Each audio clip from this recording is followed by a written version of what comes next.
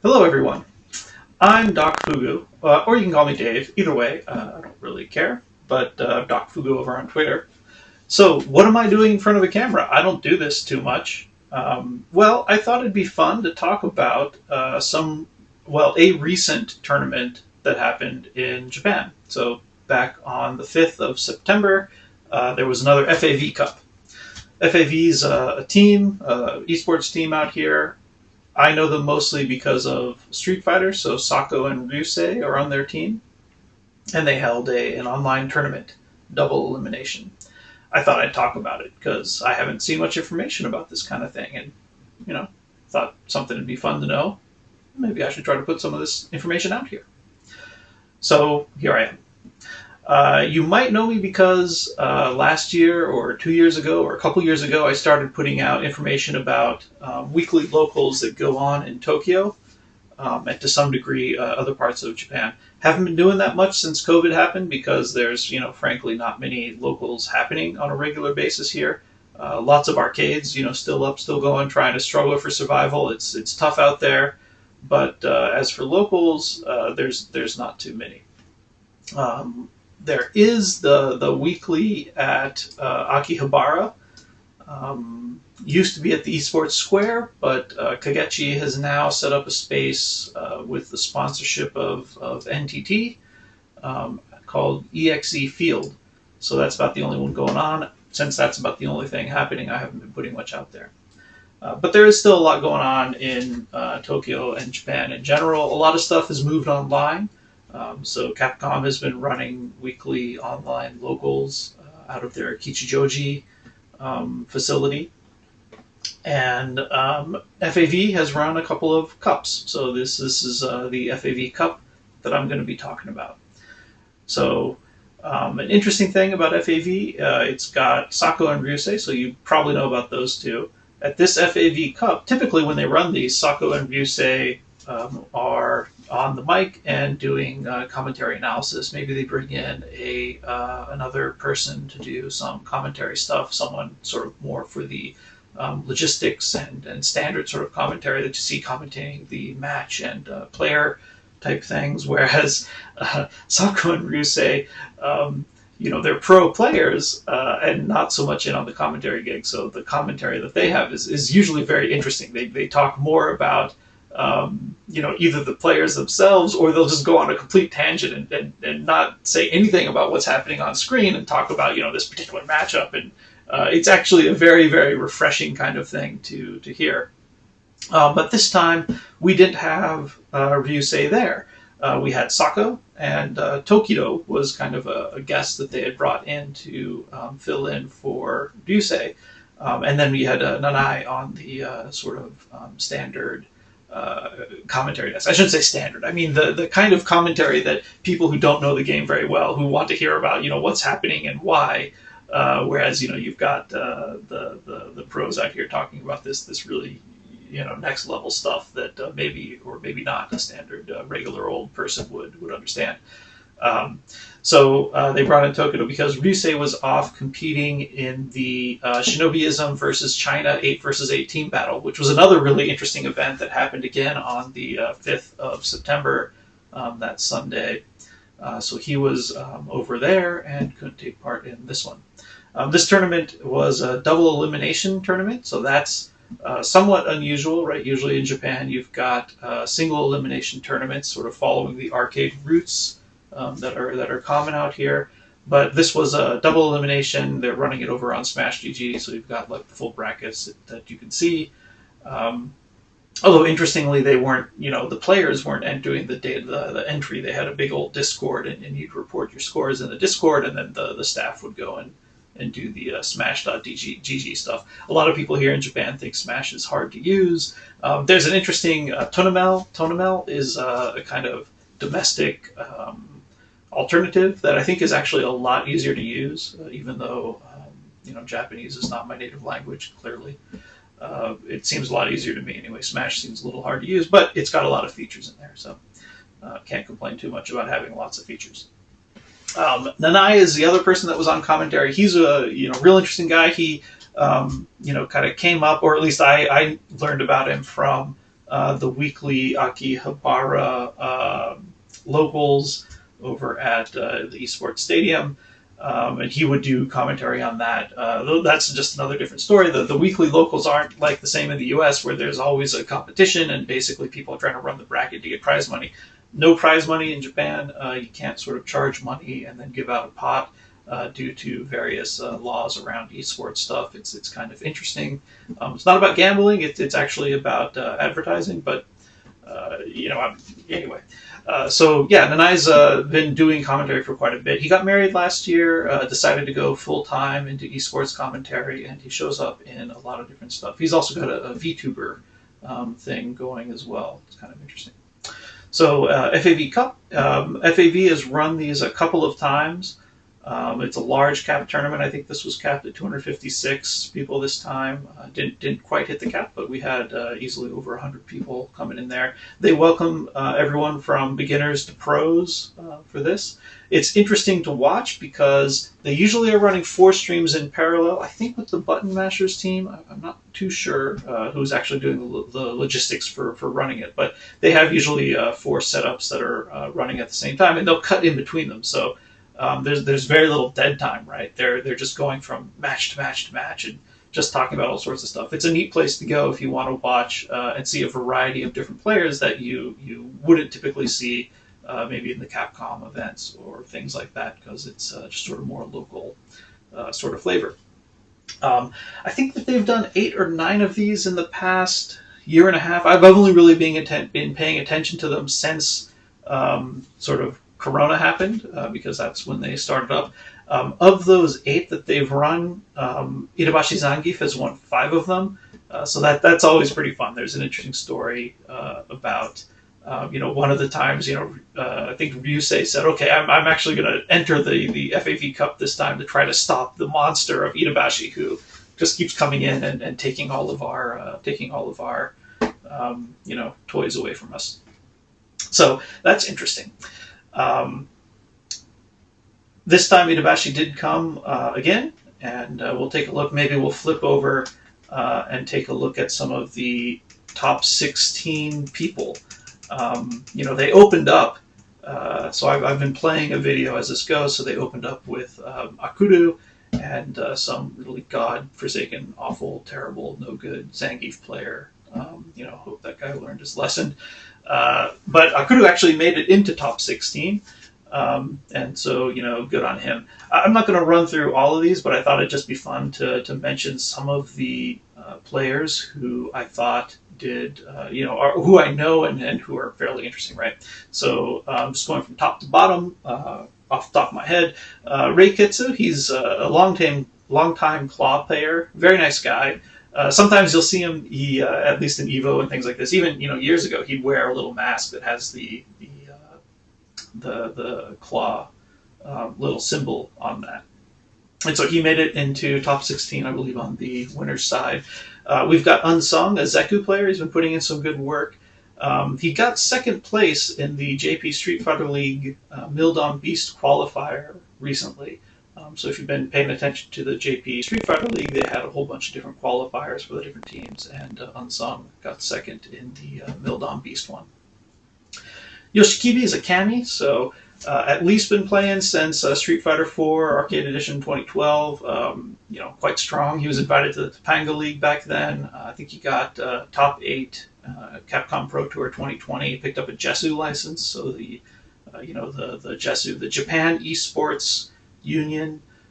They give out licenses to people who are pro players, where pro players is kind of whatever they decide it is. But typically, if you get top 8 in a large tournament, they'll give you one of these. And if you have one of those licenses, it means that you can actually win money in tournaments. And none of this is legally tested, right? The whole idea is that you're trying to get around some laws for advertising by saying, okay, these are professionally licensed people, so it's not a problem for them to get money. There's a lot of interesting stuff written about that, which again, I'm not going to go into here. I wrote some stuff on it in my blog a while back. But anyway, Yoshikibi's a quite strong Kami player, been around for quite a while. Meet Takeshi, interesting guy. So He plays Cody. He enters a lot of tournaments. I've seen him around at stuff. I've never, met the guy in person or anything. But the interesting thing about him is he's more well known for being a musician or music producer, and particularly is, I believe, working with Topanga and Toyoda-san's crew for this round 5 fighting game idol group. So if you watch the Hamijun Cafe show that's on every Friday night at about 11:30 on Tokyo MX TV, they also put it up on YouTube. Um,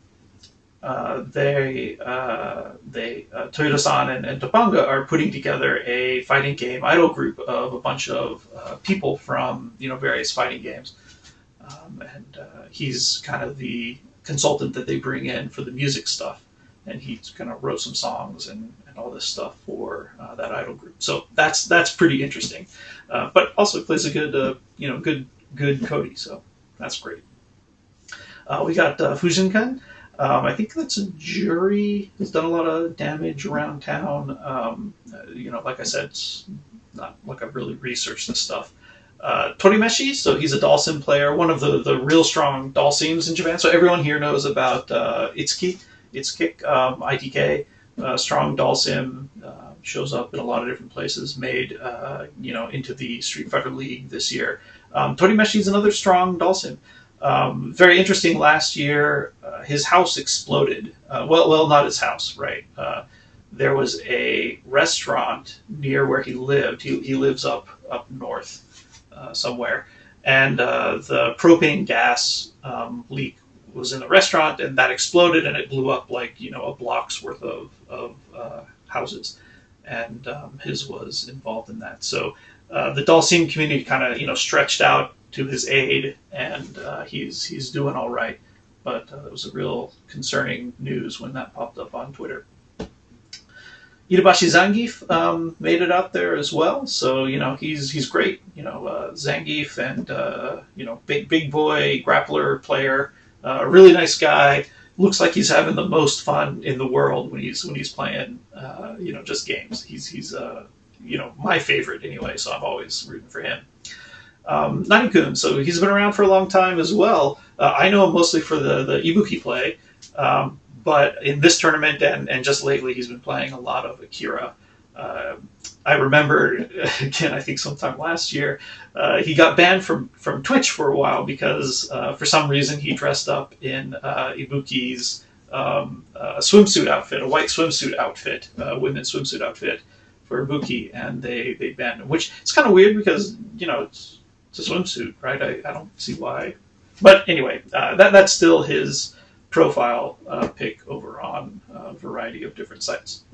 Tachikawa. So, yeah, you probably know Tachikawa. He was with Detonation Gaming for a while. He did play a lot of Street Fighter, also came up through some Kagechi's weeklies. Kagechi has done a huge amount for the community, and lots of people sort of came up with his advice and from the events that he's helped do. But he started to focus on Dragon Ball Fighters for a while, and I think he's been doing that. But he's again running, been playing Street Fighter the whole time. I think he's running Poison now mostly. Another nice guy. Very interesting Twitter. Maybe not safe for work stuff sometimes, but it's what are you going to do? Yosan, it's another jury. You see Yosan in a lot of various events and online stuff around town. Santaro is a Chun-Li, been around for a long time, is very, very good. I think, a couple months ago, last year, Santaro and Shuto had a first to 10 for some reason. They set it up, and the loser had to shave their head. So that was amusing when Shuto showed up with a shaven head after that one. King Devo, always well known for picking up new characters and playing very, very early at a high level. And I think he's also been playing quite a bit of Akira. Made it in here on the losers side. Unknown, you'd think there's not too much to know about this person. It's unknown, right? But he actually won the under 22, so the 22 years and under youth tournament qualifier for the JP Street Fighter League this year. So I've seen him. I mean, I assume it's a him. I don't really know. I've seen Unknown around for a bit. Jobin, I think most people know Jobin. Nikali player, plays Kali now. Used to be a mixed martial artist, wrestler person. Yeah, seems like a nice guy. Never really met him. Nampi is very interesting. She's 19-year-old, very young, as a Karen player. Used to talk about being, the Japan's strongest high school girl. And she now runs MOF Gaming, right? So she's got a gaming team that she's set up. She runs her own cups, so the MOF Cup every once in a while. Kind of interesting thing to do. I like watching her because she's always really trying hard. She enters a lot of these tournaments and she's always sort of making goals, trying to make it to top 8 or whatever. And so it was really nice to see her get into the top 16 this time around. Matchan is another player, I think, from the maybe Osaka, Kyoto region. He plays Fang. He was in Itazan Ocean's 2019 JP Street Fighter League team, if you remember that. Really emotional guy. I wish the best for him. I actually haven't seen who he's been running lately. He still does have a good Fang, but he's also been branching out a little bit. IXA Inaba, so Inaba, is good player, been around a while anyway. Plays a good dictator. IXA, I kind of like their team because they've got Storm Kubo and Gunfight, right? Gunfight, just an amazing guy. Give Gunfight a follow on Twitter. Watches Twitch and YouTube stuff. But IXA, really glad that they're out there sponsoring some nice players. And the last one that I noticed was Naun. So he's a good Akuma, been around for as long as I've been playing Street Fighter V. The interesting thing to me is that he's beat me out of every EVO Japan pool that I've ever been in, which is a small sample size, maybe just a sample size of one. But I've run into him every once in a while, and I'm glad to see that he's continuing to do some good work. All right, so that's kind of a rundown of top 16, and now I'll go take a look and do a summary of what happened afterwards. Okay, let's check out the brackets. What do we got? Up on the winner's side, we've got Unsung with Zeku versus Yoshikibi and the Kami.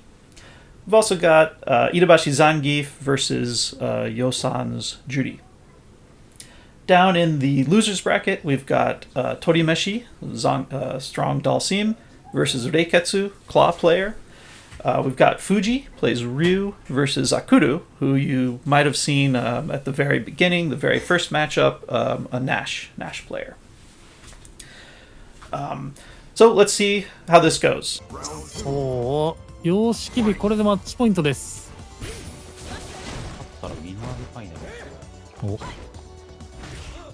あ、もうそこまで進行してるんですね。そうです。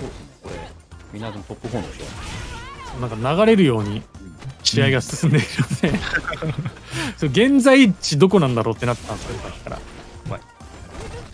ああ、漏れちゃった。負けてしまった。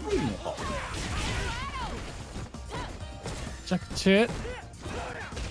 いやー、スカッスラースを呼んでいる。有利。着中、さて。スラー発動を狙いたいが、その外の間合い。うわー、立ち中キック。よしきびが勝ち切りました。これでウィナーズファイナル進出、ウィナーズファイナル進出。よしきびキャミー。キャミーがここまで。ああ、でそうやな。多分別枠扱いやもんな。CA は。うん。ヨッさんが1セット獲得しています。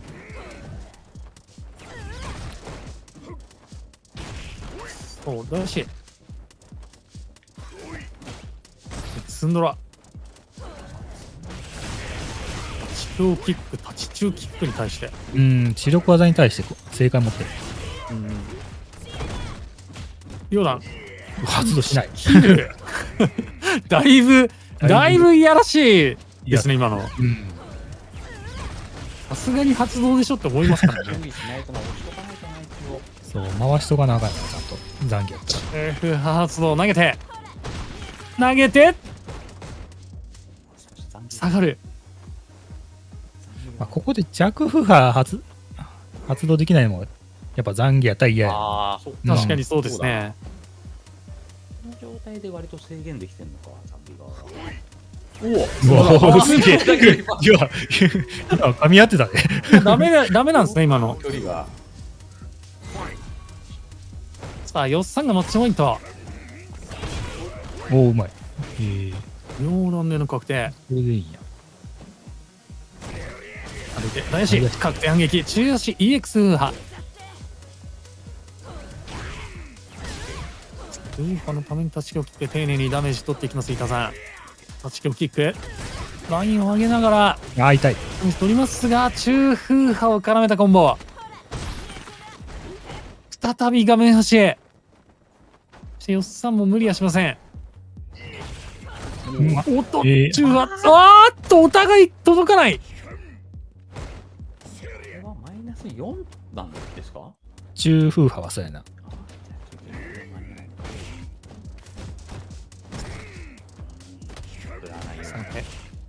タッチキック。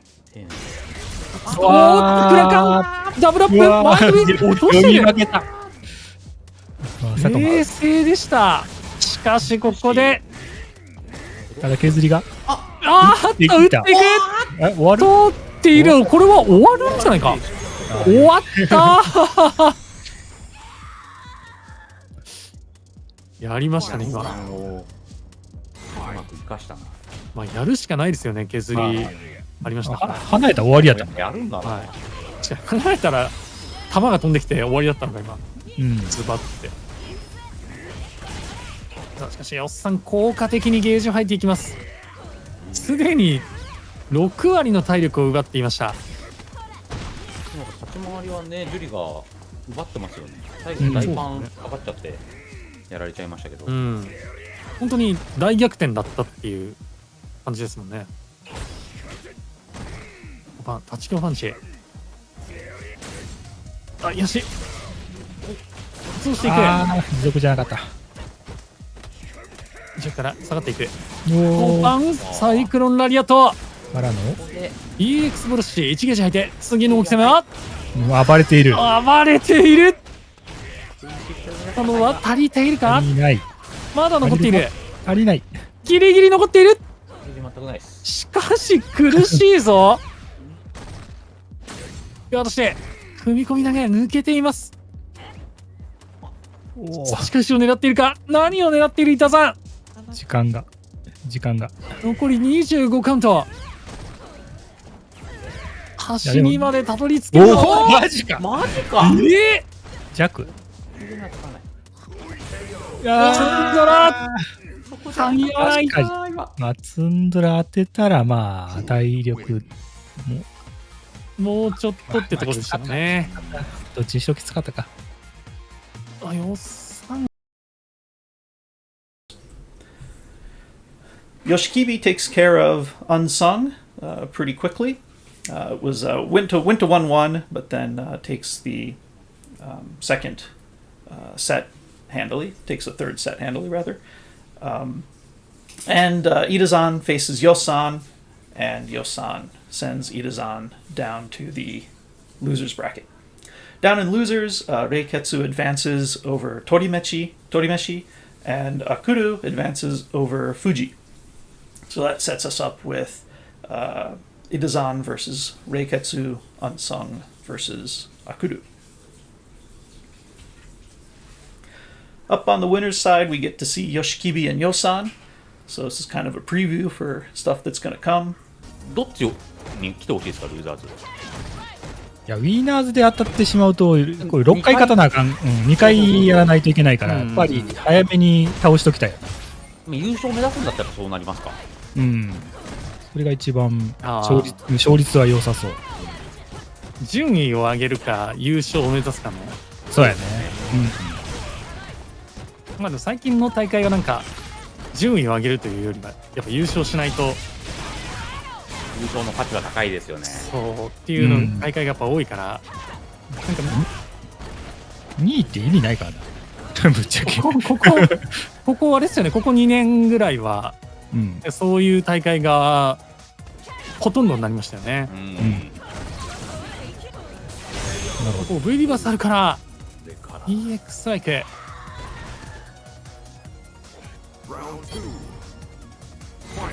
そう第2ラウンド様式ビタミーマッチポイントになっています。おっとアロー確定反撃を決めていってますよ。さあ1ゲージ吐いて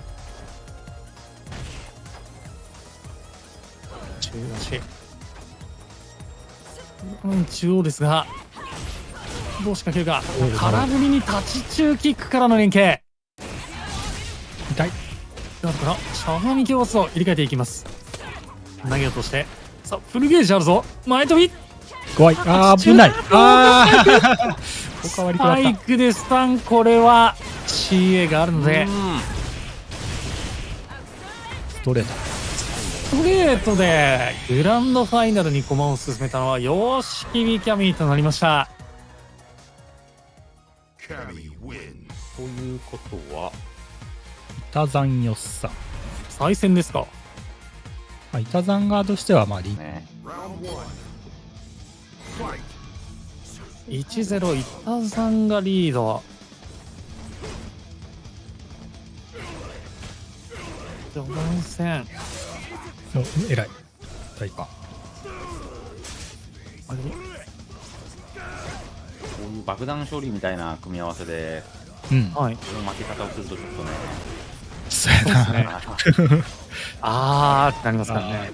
穏やかにはいられないですね。あー高い。落としてる。多めだったら大パン。強パンチ、近めだったら弱パン、本当に近かったら弱キックみたいなうん。使い分けがすごい。前飛びお互い鳥が溜まっています。バラを使わない。緊緊急回避。おーっとリフト EX アビパンからメートルクラッシュ。爪がね、爪がなくなったな。この状況大でおーマジでおー大パン助けマン。これで行くか。あ、行かないか。この攻めあっとわ投げが投げだったか今。押して重なた。っていなかった。ジャンプ小系やったかな。有利フレームが少なかったな。はいリエールね、背も高いからちょっとうあんまん。りでも早く出しちゃうとリエールなくなっちゃうかもしハンガリーもあるからな。れない。ああ、いそうですねろいろ、うん、いろいろケアしないといけないからね。前飛びを刺して体力リードは冷血バルログ。アスタコロスラ投げて体力差が開いていきます。飛びがあおっとめっちゃ飛んでる。ちゃんと受け身取っていました。おあもうやリフト立ち強パンからのメトロクラッシュ。これはでっかいの入ったらいかんないの。いや、全然これゲージありますからね。その過程で多分仮面が仮面がポロッと外れたら外れたら大変なことですねこれ。 10% ダウン。立派だ。パおーあえーしかしクラッシュカウンターなのであてかめっちゃ減ってないいや本当にめめっちゃ減ってる。オラオラオラオラああーばーうわ仮面もなくなっている。いやーゲーム音ちょっとちっちゃめで聞いてるから全然わかんない。ギョーンっつって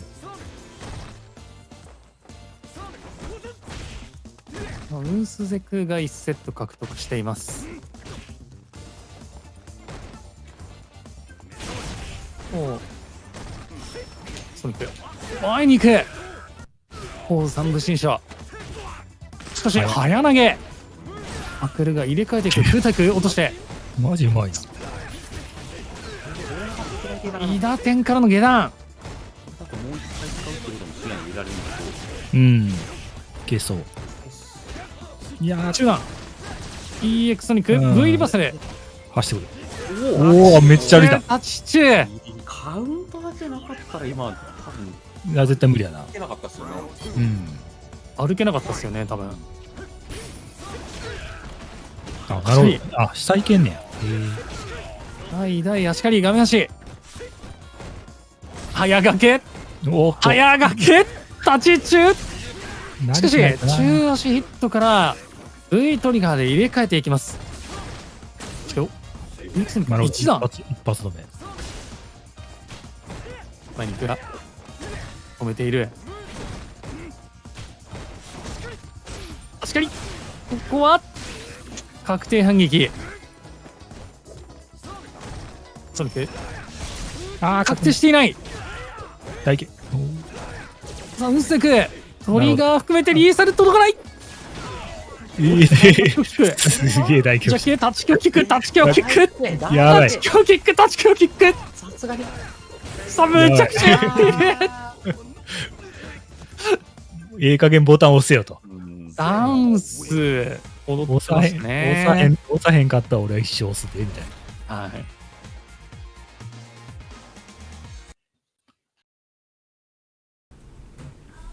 Down in the losers, Itazan takes out Reiketsu, and Unsung beats Akuru. So, good job for Akuru getting into top 8, even taking a round there. It's pretty good. いいっすよね、ザンギさんの飛びは。うん。落としにくいよな。いいところで飛んでるもんな。集中させるような動きをして。うん。なんか見るポイントを増やす選択肢がうまい。ですね、そういうことでしょうね。あっという間に体力6割が溶けています。これが通してウンステクうわースライディングバックジャンプ。鳥がしのぎました。いや早い。板さんマジ入れで替えている。早すぎんねんけど。今の浮きだよね、場所がね。空心章立ち中崩れません。前飛びカウンター空心章フォーザン無心章画面端。しかしトリガーがあるぞ。前飛びあーっと高すぎる。射が強ぞ。しかしナイトロからの EX ダイナマイトパンチ。アビゲイルがでかすぎる。タッチポイントビタザンアビゲイル。他のキャラだったらな、タッチシューパン多分余裕で繋がってたんやろうけどな。うん。背が高すぎて、幽霊フレームがなかったんやろな。近道へ交換。あ、前飛びゼクが仕掛けに行けない展開が続きます。ね、大雑把にだからナイトロ P とか打ってたところを他の選択肢で今カバーしてますよね。そうやんな。中間からのしっかり前飛び。特にリフトの使い方がやっぱうまいそうですね。効果的な場所で振ってますよね。な。そこ地上で当てれんねやみたいな。今までなんかスクリューとか引き台パンではい。やってたところなんかちゃんとリフトにして、一攻めうん、さあ、フルゲージあるので、いや攻めれね PA で終わってしまいます。え。いや中単発これはこれどうでしょうか。残りますか。さすがに行かないか。行かないな。ギリギリ残っているが、いや遅らせ小足手堅い選択。だったのは板沢アビゲイル。ここに来て盤石だな。いや手堅いな。手堅いですね。 So, moving on, we see Yoshikibi beating Yosan, sending Yosan down to face Itabashi Zangief. プレッシャーからか。うん、ミスが目立ちますね。うん。そしてキャラクターは残儀継続と。そうですね。まあアビゲールもやっぱりフィーカーとかもいいかもしれないですね。うんうん。やはり追いかけきれず捉えきれないといった展開がここまで2セット続いていますが、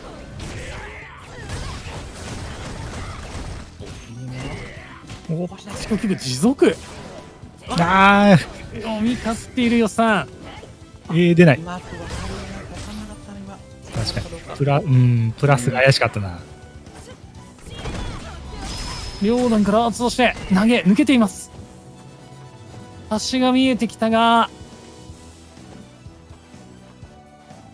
そうお見合い無理に詰めず時間だけが過ぎトていく。リガーの時間を使わせる。バンギガーもなかなかね安定の発動の方法っていうのがそしていく。おー、有ちょっ利を取って、持続になってなかった。端っこ。これは前に歩いて画面端に行くだけで時間そうやな。もう過ぎちゃいますね。うん前に来る追いかけさせて裏切る動き。それは無理。マッチポイントはよっさんじゅり魔王討伐。あと1ラウンド。しかも連続やったな。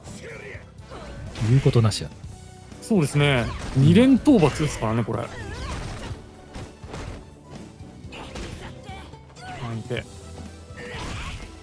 8キロキック。やっ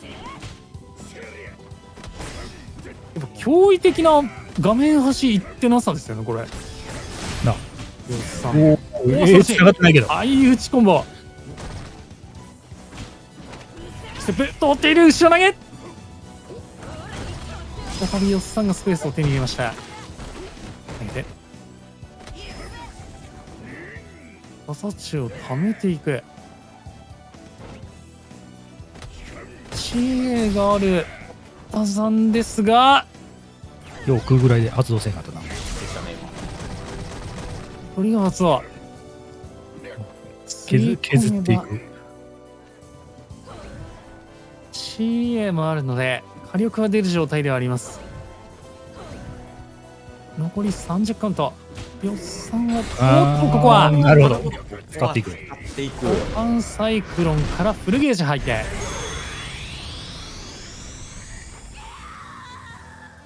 この展開にすればって感じだな。そうですね。よっさん側がやっぱ攻めないといけないっていう状況を作ればなんとか。ノーマル両弾。両弾。これは何なの？ EX 波割っていきます。アーマーも対策しっかり。しっかりと割っていく EX 両弾。いやスクリューは通らない。マジで通んないな。おー、ダブルアップ打撃からのスクリュー。中。中だった。さあどうする？時間を使いながら端にゆっくりと追い詰めていく。あーこれは使ってしまった。痛い、これは。これはかなり苦しい展開になる。いやー、しっかり落。としている。うわ、マイナス4で何もしない。がおっとこれはアーマーからスクリュー。いやシフトでしのいでいる。これ V リバで V は使わすような感じやな。おー、ツンドラワンチャン。凄まじいヘリ。いや、めっちゃ減った。次のツンドロが当たれば終わりますが、あっと2パットに対して弱波が刺さりました。なんと魔王2連討伐。よっさんがルーザーサイドからグランドファイナルに進出を決めました。 And as we saw the first time around, Yosan again beats Itabashi Zangief, ending his run at third place. Had a really nice loser's side run there for a while, but didn't make it all the way. Yosan then moves on to face Yoshikibi in grand finals. やな。そうですね。ためないと火力も上がんないし。ちょっと小さく小さくやってガードばっかりになっちゃうと、うん。それが後々きつくなってる印象はあります。まではいかないが、ラインは上がりました。10キック中止。相打ちから中キック上通っている。相打ちラインを上げたい。うわ、V リバ使ってない。スパイク。ここでもブレーキを踏む。EX 波後ろ投げストーンしていない。さあしかし追いかけてくる。投げ勝ってるのはヨシキリ。初のますよ。いや、上から行くんか。これ見てるか。おーっと、かんのかフーハ見ていました。あの距離だったら抜けれるんだな。うん。再びトーナメントポイント。ヨシキリキャミ。そしてフルゲージ。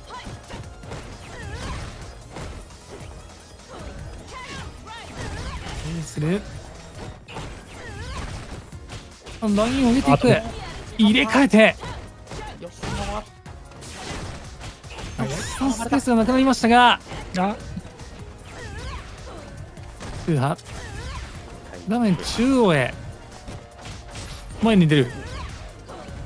中央だから、うんこの弱風波を使いながら、あー有利すぎた。後ろ投げ。しかしガードかやばいら暴れ落としていく。 EX 風波両ダンスをここは投げ抜け。読みお早い。IS2 回。おお、なるほど。天山からあ残ってしまったぞ。スパイク前に来る読みでしたが、ヨッさん動いていませんでした。さあお互いこのラウンドは絶対に惜しい。10番。優勝かリセットか。ストライク前飛び1ゲージ入っていくのよ。ヨッさんバックステップ届かないでストライク。うん。落としている。後ろ投げダメージレス。ヨッさんがリードしています。いやー痛い。風波強風波からのクリティカルアーツ倒しきります。ヨッさんがリセット。熱い。ウィナーズサイドから展開を大きく変えて3対2で See if we can get a reset. And in fact, he does. He resets that. 殿下の方との話をね、そんなに使ってないんですよ。あんま打ってないですね。確かにあんま打ってないんですよ。最終セットはヨシキビが先手を取っていきます。弱中点戦輪うん。後ろ投げ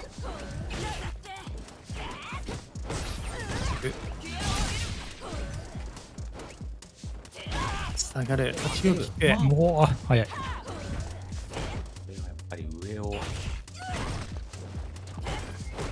う入れ替える。中央に戻りました。ヨシキビ強化ストライクのプレッシャーは継続しています。相手でうん前に入れて、わー。タッチチック刺さってるよ。後ろ投げうわ上タグどういうことや。トリガー中の危ない。それ、バックジャンプは結構危ない。CA で仮取れ取られるから。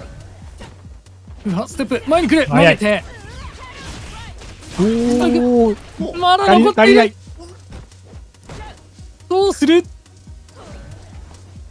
ヨッさんは小技も避難できません。うわー、うまい。 EX 戦線落としていこる。れ見てた。ヨッさん優勝まであと1ラウンド。開幕。開幕やろ通れば画面欲しいですからね、今の。とはいえかなり嫌な展開になっている。スパイクさあどうだ。垂直から中風波強風波点線にノーゲージで倒しきりました。ルーザーズサイドからの逆転劇。ヨッさんがファブカップオンライン制していきました。おめでとうございます。おめでと本当だ。う。いやー、強かった。Putting Yoshikibi down into that dangerous red loser's zone as well. Anyone can take it from here. And with one more set, Yosan wins it and becomes the champion of FAV Cup. So let me know if you enjoyed this. I'm really bad at doing stuff in front of a camera, really bad at editing, but it was kind of fun to stretch out. I usually, watch a lot of tournaments in Japan, follow Twitter and stuff. And instead of just sitting around and doing it for myself, it might be fun to try to put out information in ways that some other people can use it as well. If you liked it, that's great.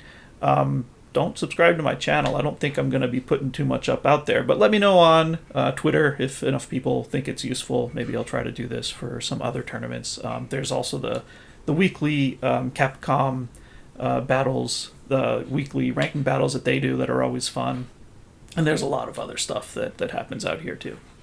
All right, thanks.